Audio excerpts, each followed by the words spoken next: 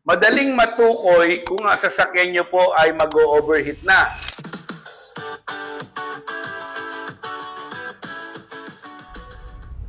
Pag tumingin kayo sa dashboard, nakita nyong nagbiblink itong indicator na to. Temperature indicator to eh. Pag nagbiblink yan, nagre-remind sa'yo, going to overheat ka na. Tapos, kapag yan nag-steady, konting takbo pa dyan, uusok na yung harapan ng sasakyan nyo. So, wag nyo nang hintayin umusok. Kasi kapag nag-overheat ang sasakyan, ano po ang nangyayari sa makina? Umiinit yung engine oil. Parang naluluto siya. Pag yun lumamig, hindi na siya madulas. Parang na siyang rubberized. Kaya yun ang nagiging sanhi kung bakit nasisira yung makina ng sasakyan. Yung sinasabi nila, kumakatok yung makina. Piston ring, hindi na naglalaro kasi matigas na, makunat na yung langis sa loob ng makina. Okay? Tapos, kapag ganito naman yung temperature gauge ninyo, ang pinaka-normal temperature ng sasakyan, dito siya sa gitna.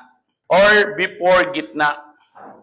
Pero kapag lumalalagpas na yan sa gitna, papunta sa red, pag ganito yung temperature gauge, going to overheat na po kayo. No? So, anong gagawin? I-pull over sa gilid ng kalsada, i-park, i-handbrake muna, pero wag munang papatayin yung makina. Buksan yung hood, kumuha kayo ng makapal na basahan, tapos dahan-dahanin yung buksan yung radiator cap. Pag nakita nyo po kulang sa tubig or coolant, dagdagan nyo. Pag nag-normalize, nawala yung blink, bumalik sa dating normal temperature, diretso ka na sa biyahe mo. Paano po dinagdagan na pero tumataas pa rin? Patayin nyo na yung makina and then tumawag na po kayo ng mekaniko. Experience the trusted way to learn defensive driving. Enroll now.